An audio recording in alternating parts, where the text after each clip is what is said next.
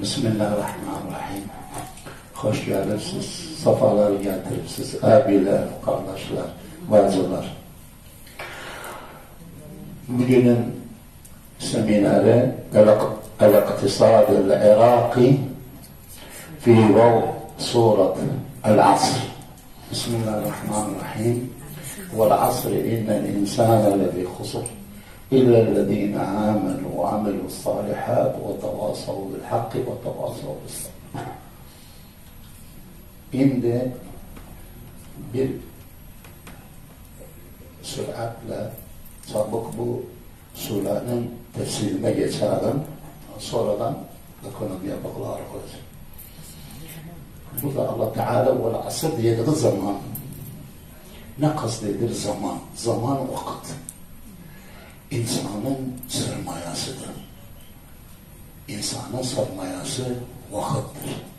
Vaktin iyi kullanan insan istediği yere yetirir. Vaktin iyi kullanmayan insan iki dünyadan da olabilir. Çok önemli bir sermayedir.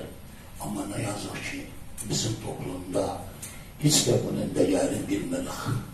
Hiç bunun değerini de bilmedik.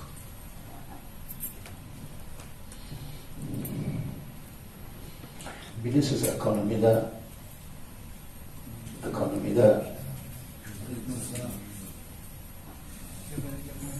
sermayenin ne kadar önemi olduğu için biliriz.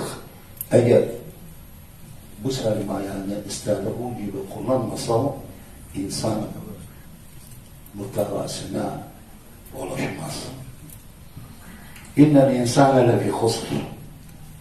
Yani her insan vaktini değerlendirmese her zaman hasarete, ziyana uğrar. Tabi burada ziyan yalnız param değil. Sen ömrü gidersin, ömür gider, fırsat gider, gençlik gider, ahiret gider. Hepsi gider elinden, fırsatları kullanması o.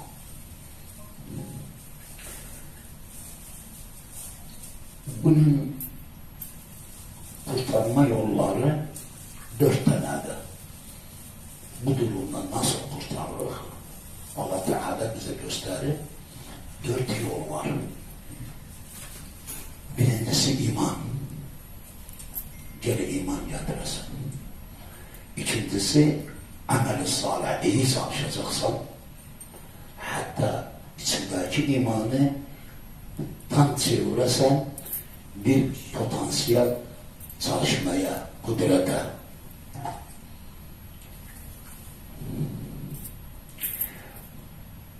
İbadet, ahlak, yolun tutmak ve her zaman iyiye çalışmak, doğru tarafa çalışmak demektir. Tevasav bil hak, her zaman hak söylemek, hak yanında olmak çok önemlidir. Hak yanında olduğu zaman her zaman hakka vararsan. Ve tevasav bil sabr, sabredeceksin. Sabredeceksin. Sabır selamettir. Türkçe bir atasözü var. Sabır selamettir. Sabredeceksin. İstediği yola mutlaka yetişsen. Sabır edeceksin, itaat edeceksin, tahammül edeceksin ve yolsuzluğa hiç mecel vermeyeceksin. Çok önemlidir yolsuzluk. Bilirsiniz yolsuzluğa. Bu özet olarak surenin tefsiriydi. İbn Celal'in Irak'ın ekonomisi üstüne bunu yansıtan nece olacaktı. Tabi vakit kaybetmek ne demekti? Ekonomide büyük bir zarar demekti. Vakit geçirir, manası ekonomiye geri verir. Mesela bir örnek yazsak, günde bir mamur bir saatin boşa geçirse, yılda 250 saat edilir. Yılda bir ay demekti, boşa geçirir. Eğer Irak'ta şimdi 1 milyondan 7 milyona yakın mamur var. Daha ziyade olabilir. Eğer bunların kaybettiği saatleri sayırsak, ömür ömür kaybetmişler demekti. Bak bir tek saat boşa gitmekten ne olur? Ama bir de dönerim diyelim. Ne yazık ki bizde zamanın hiç kıymeti yoktu. Sanki beleşti bilmeli. Zaman Türkçe'de vakit nakit. Tayin zamanı. Bu meşhur atasözdür. Vakit nakittir. Burada düşünsek yalnız saatler kaybolmadı. Üretim durdu. Çok sosyal hizmetler yattı. Ekonomi durulma seviyesine geldi. İnnen insanı nefhusu diyende burada yalnız manevi hasaret değil. Yalnız hasaret, manevi hasaret değil. Ama hakiki ekonomik zarar da demektir. İhdar zaman, zamanı kaybetmek. Siz bilirsiniz bizim ekonomimiz, burada oturan ekonomik arkadaşlarım var. Diğerler özler rent ekonomisi, al kaynak ekonomisi. Ne demekti o da? Bir kaynağı var, o da nefti. Bilmedik beladı başımıza yoksa onun da bir mevzu var inşallah. Başka zaman onu da ele aldık. Hel huve ni'me emlekum ennarud. Khaslan Kirkuk. Yani kaynağı bağlı bir ekonomiktir. Yani petrol olmasa ekmek yoktu demektir. Ekmekten daha mühimdir petrol bizim için. Onun için ne kadar petrol için zaman harcarsak başka yönlerde de harcamamız lazımdı. Yalnız tamam petrolda bizimle çalışan arkadaşlar da görüyor. Çok çalışmalar var, şeyler var onun için. Aynı çalışmalar başka mecellerde de olsa hakikaten istediğimiz seviyeye yetişebilirler. Zaman petrol sektöründe olan zaman başka sektörlerde hiçbirisi kullanılmaz. Saat 1 oldu, biri bitti. Ama petrolda yoktu. Gece gündüzdü çalışmak. Gece gündüzdü. Onun için her zaman maaşları daha ziyade. Yani biz çalışmışız, biliriz nerede. Ama başka sektörlerde böyle değil. Zamanı kaybetsem ne olur? Bir proje ne olur? Gecikir. Geciktikse külfeti atar. Geciktiyse değeri düşer. Böyle ol desen ne lüzum var? En güzel örneği yadıma düştü. Metro Bağdat. Her 10 yılda bir şey çıkar Metro Bağdat. Böyle oldu, davet ettik, geldiler, yetti. Yok paramız yok da kalsın, tercih. O proje de yattı. Bağdat gibi bir şehir. Metrosuz olur mu ya? Ben böyle düşünsem. Ama ne yazık ki düşünmen yoktu doğrusu. Her şeyi ertele böyle olur. Bir gün yani istediğin malları bile tapmasan. Nitekim mesela şimdi Körfez'de görürsünüz bu krizlere ne kadar tesir etti şehirde.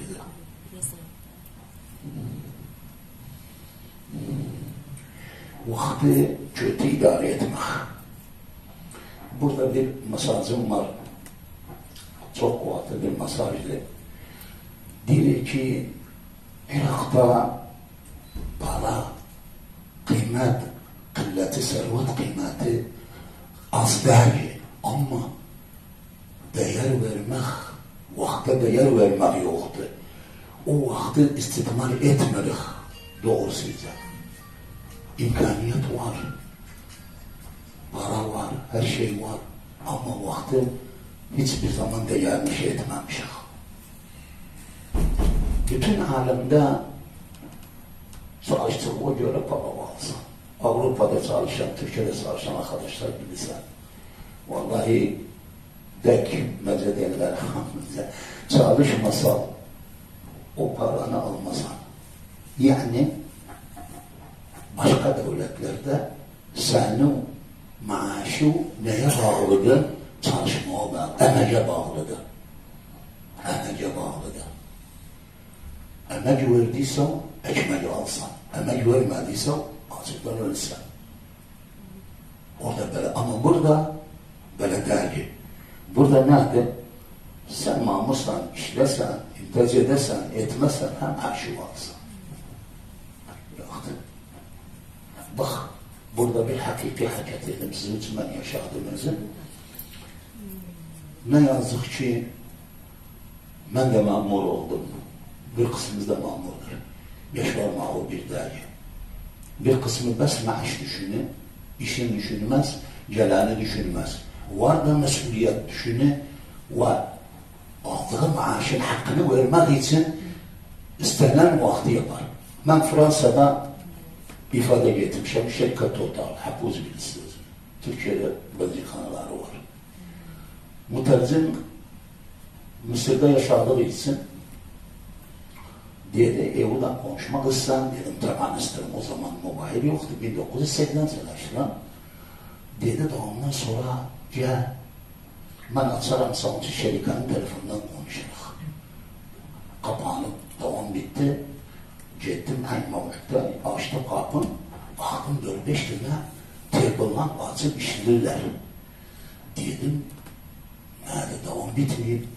Dedi, bunlar geç gelenlerdi. Bak şurada mesuliyeye bak. Bunlar geç geliptiler. 1 saat, 2 saat geç gelip, alem dağılır, 2 saati doldurur. Bak şurada bir mesuliye necati.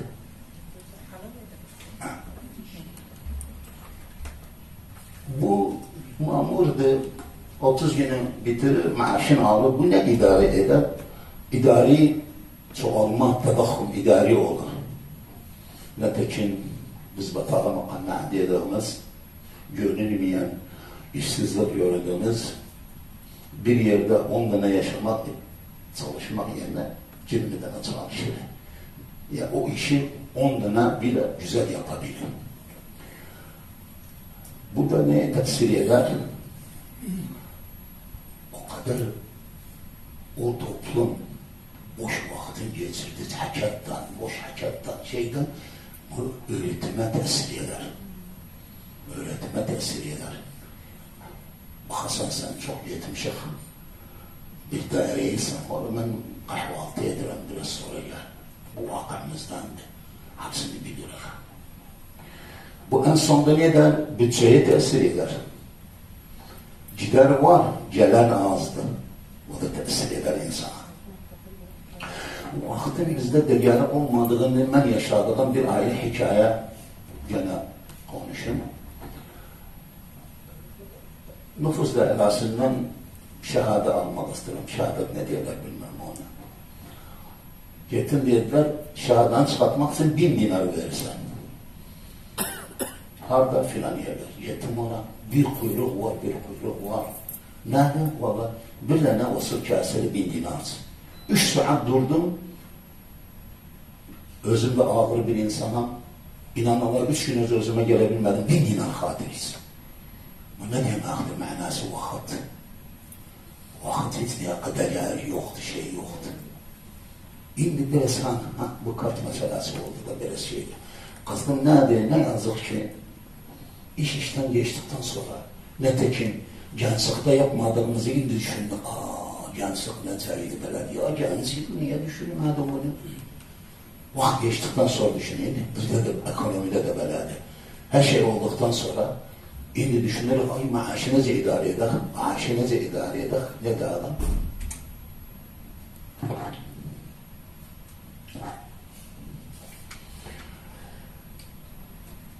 Çalışmayan insan hiçbir zaman iyi bir insan değil.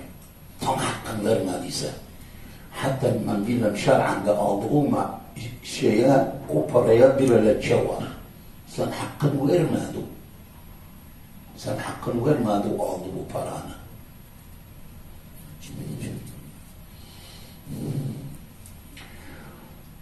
Bu teşkillerde mesela bir projeni şey alsak, örnek alsak, bu tesir olan ne olur? Zaman kaybı olur. Meşhur geciki, çok zararlar yaparım. Hasan yağda kalıp, şimdi para geçse o. Tarife git bak. Binanın yarısı yapılıp yarısı kalır yerinde. Mesela çok şeyler yarıda kalır. Bunun en büyük ekonomik kayıp demektir. Mesela bir proje bir yıl gecikse ne olur?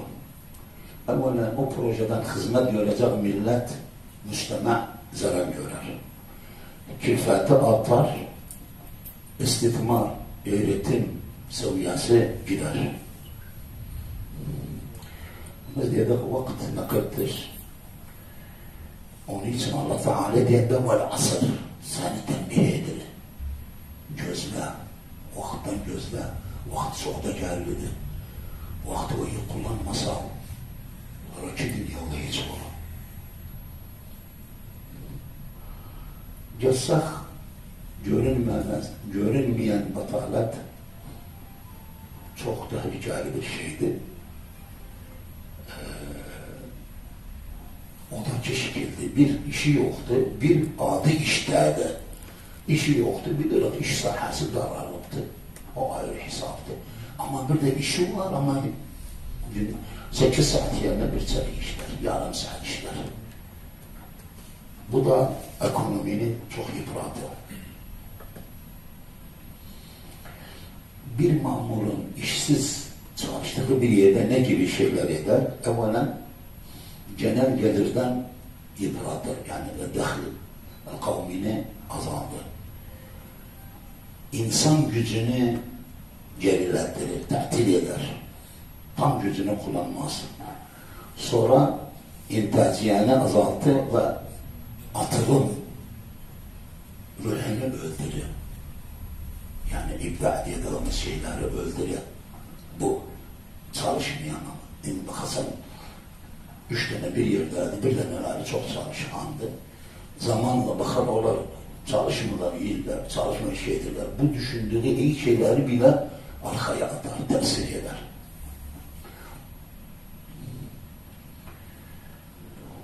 Tabi batala, işsizlik görünmeyen bir kayıptır. Çünkü sen bir sektörde batala, işsizlik var ise manası orada bir eksiklik, bir zarar var demektir. Kullanmayan bir güç var. Ötekin evde bir muvallide var. Bozulup da aramsanız ama elektrik gelende bir sene ay valla muvalliden bile bak burada o zaman vakti gelende bilirsen neyse ya zamanında yapmadı o işi, hatta işi gelende ihtiyacı olan da göresiniz.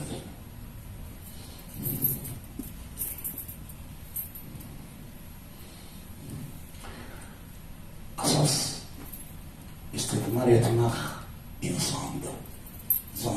Zaten insan olmasa isterdi o şeye yetişmesen. Hiçbir devlet petroldan ayağa kalkmaz. O çalışan bilekler tamir içinde, neft içinde çalışan bileklerle devletler ayakta durar. Yoksa sadece bir petrolden bir devlet yapılmaz. İnsan çok mühimdir burada. Mesela en basit örnek yabanın şeyi yoktu. Petrolü yoktu.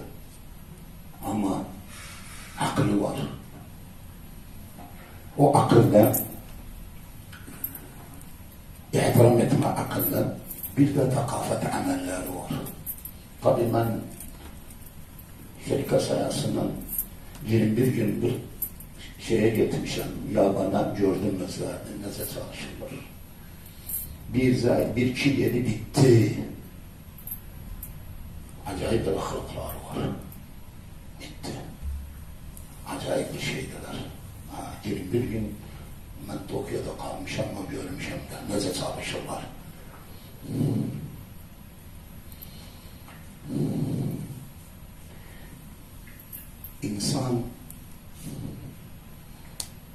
İnsan kendi ekonomisini yapar. Başkası yapmaz.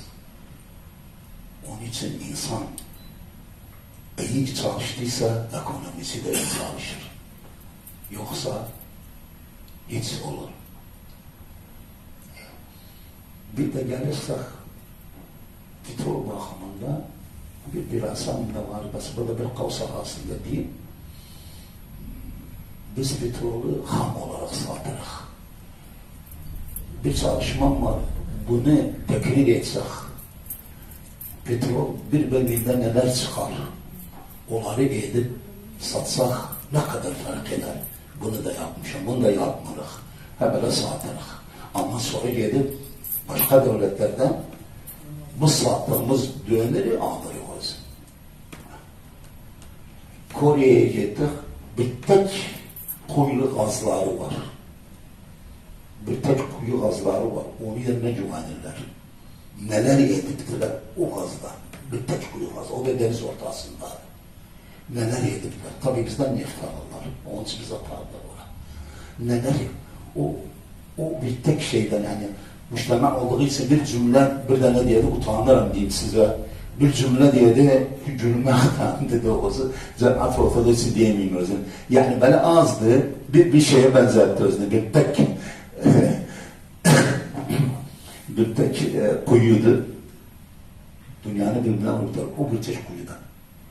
Bizden aldıkları ham petrolü da neden yapırlar gönderin dedi. Geçsel buradan desel isterim trombelim yağ alın bir kori var. Korinin yağı zaten şey yoktu. O bizden aldığı şeydi.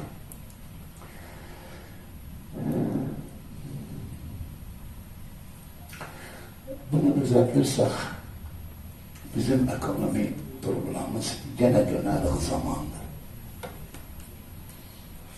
Biz dediğimiz gibi malımız var ama vakti idare edebilmeliyiz. Para var ama saatler boşa gidiyor. Takat var, akıl var, fikir var. Yani bir ihsayı okudum. London'da bilmem %10 doktorlar şeyini Irak edin. Yani halen de bile Iraklılar ne kadar zekavat oldukları ama hiçbir zaman kullanılmıyorlar. Bundan anlar ki bu sure bir kendi kendine bir teoriydi, bir nazariyade, bir kanundu. Hem ekonomik hem sosyal şeyleri anlatmaktadır. Ve bir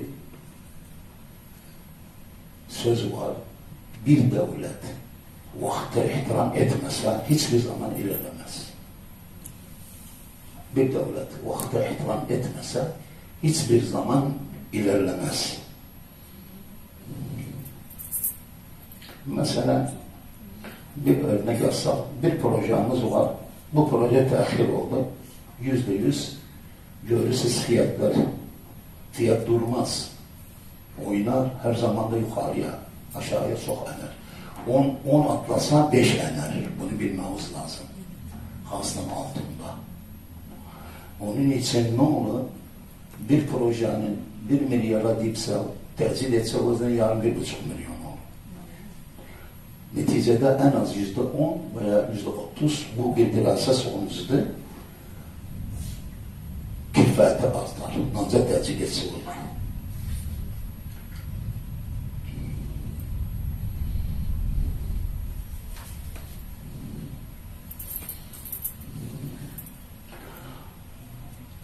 Bu projede çalışan zaten bir daire kurarlar proje için bilirsiniz.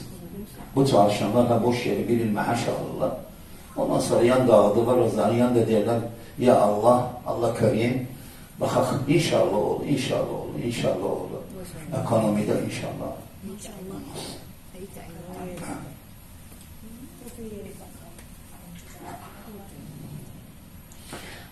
Güzel bir cümledir. Biz yalnız para vermedik, maaş vermedik çalışmayanlara.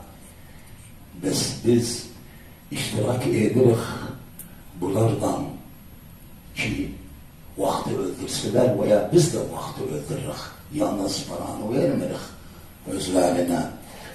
para veren. Ama onları tercih edirik de bu vaktin parasını da kaybetmeye. Mesela bir muamele var bir dairede. Yarın gel, 2 gün sonra gel, baktı. Bu ne oldu diye, eğer bir muamele bir günde bitmek yerine bir hafta olduysa neler demekti? Evvela neticede bazı fırsatlar var. O şeye bağlıdır ki yapmadı, o elden gider. Bazen sen bu işi yapırsan fikrinde bir ekonomik proje var, o elden gider. Mesela ben özümden örnek veriyorum gene. Ben bi'te talebesiydim. Bağdat'a giderdik bi'tete, oradan kitap alırdık tezlide. Hatta tezil etse bizi. Bi'tete gidende اكتب عريضة تفضل أولا بيدك جيب صورة تفضل جيب طابع تفضل أولا بيدك درافة مساحة يلا تعال yani makliyat var. Onun için bunları hoş görmemek lazım ama elden ne geldi? Bir ağaç herkili serende nece düz eder özüm.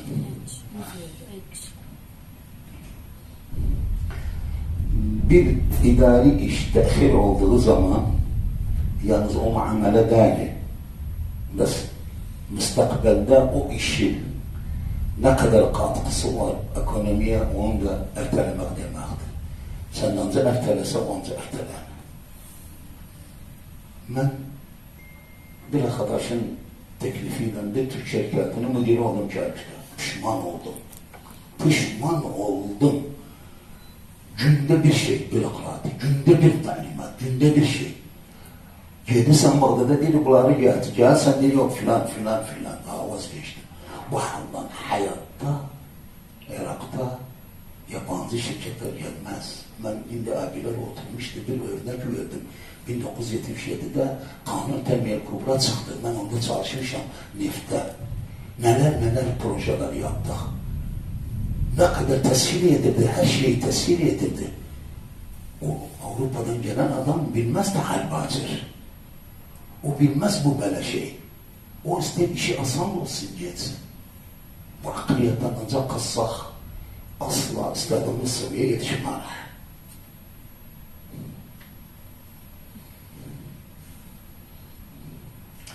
Bir proje var, bir çalışma var, statistikal bir çalışma.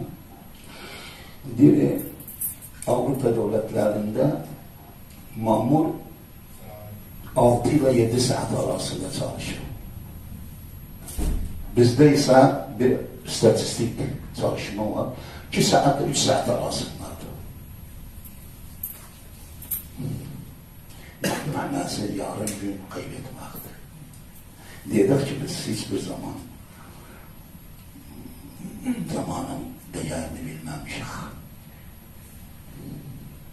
Esasında zaman dediğimiz gibi bir servettir. Eğer her muazzaf istediğimiz gibi çalışsa o zaman imtiyazımızla, ilerlememiz de daha kolay olur. Adalet, işsizlik kalmaz. Ekonomi nefes alır. Kardeşler, hepimiz garip değilsiz. 70'lerde işten vazgeçen emniyet gönderirdi özünü. Koymazdı. Emniyet koymazdı bedene istihale versin. Otursun yılda. Ağaçtan adam aktarırdık. 7-8 şirket vardı orada. Ama şimdi bir meşhur hakat var. Dediler, yetten iş aktardık da atmadık.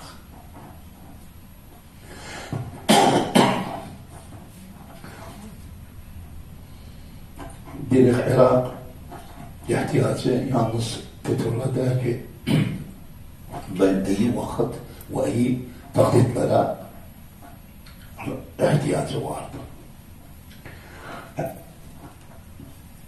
En son olarak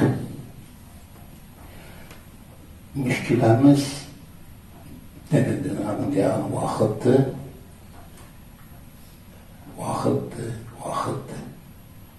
Onun için ilk iş yapmamız vakte değer vermek lazım. Konuşmamı yaşadığımız bir haletten bitireceğim.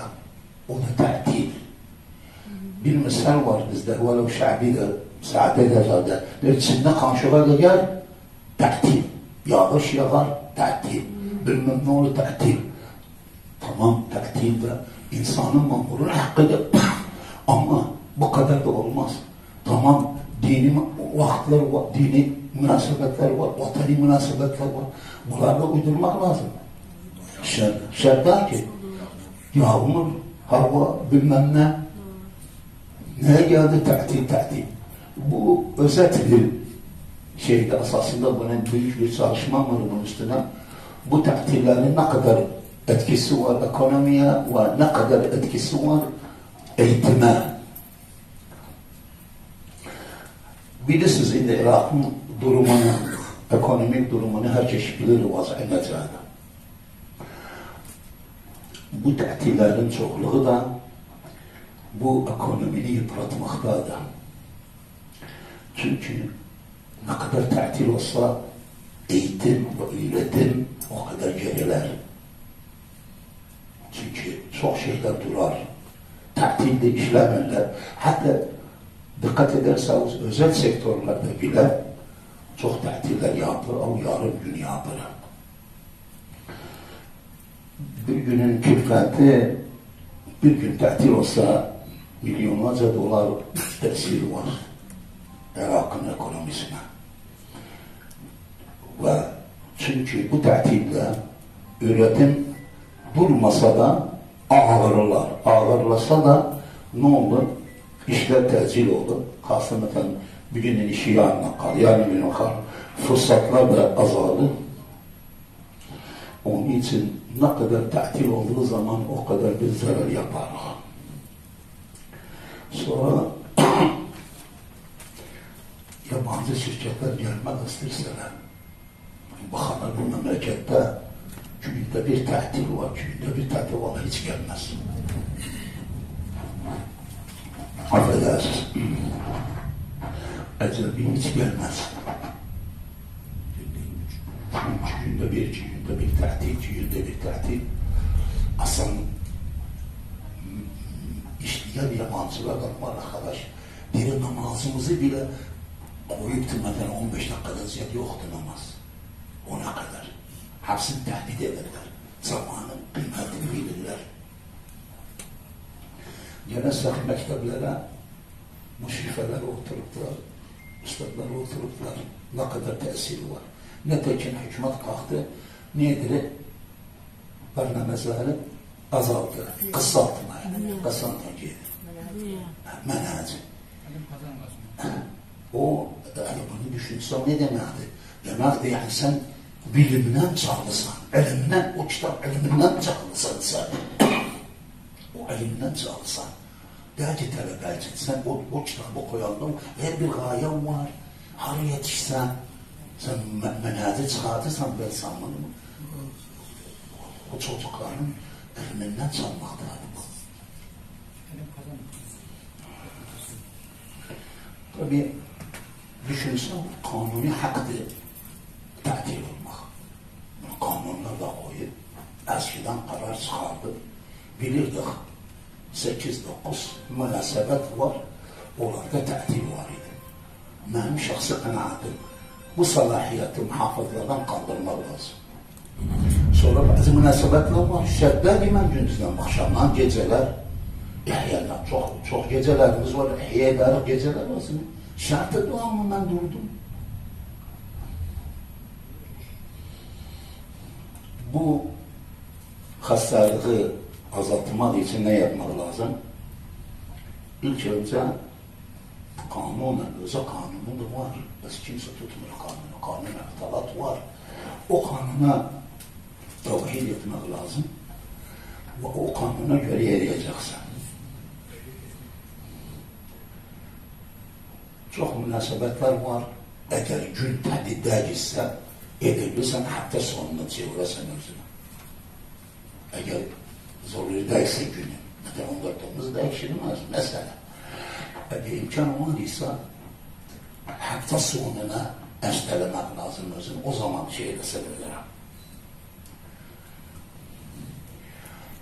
Bir de bu tətillər olduğu için tabii bu şeyde kullanılı devlet dairelerinde yoktu ama neft sektöründe var, shift demek. Yani bunu düşünmek lazım. Xasten devletin fabrikalarında varsa tətil olmasın, yarı işləsin, shift nizamı dedikleri, shift nizamıyla şey etsinler. Sonra indibat, yani düzlük ve yolu bileceksen, bugün ötvadı yok, olmasın, onu şey etsin, ona göre. Asasında bakanda o, Irak'taki bu tertipler, mesela idari eder, özü ekonomik bir etkisi var. Ve bu dahil kavmiye de tesir etmektedir. Onun için, bu hastalıktan şey etmek için çok çalışmak lazım ve bunu göz ardı etmemek lazım. Ben diyeceğim bu kadardı. Bes haz ettim. Dediğim bir çalışmam var. Şimdiye kadar hiç kimse ele almıyor özüm. Belki de sürprizdi. Molla Nesreddin Hoca'dan petrola. Molla Nesreddin Hoca'dan petrola, Irak